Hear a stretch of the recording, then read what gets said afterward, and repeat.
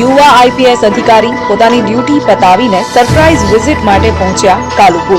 Civil ડ્રેસમાં તેઓએ રાત્રે 3 વાગ્યા સુધી કાલુપુરમાં ખાસ ડ્રાઈવ યોજી।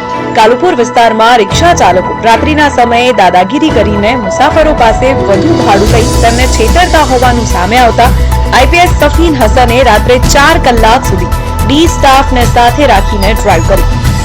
તેમની આ ડ્રાઈવના પગલે પોલીસના ડરથી રિક્ષા ચાલકો પણ ટ્રેક પર આવ્યા હતા અને મુસાફરોએ પણ રાહતનો શ્વાસ લીધો હતો।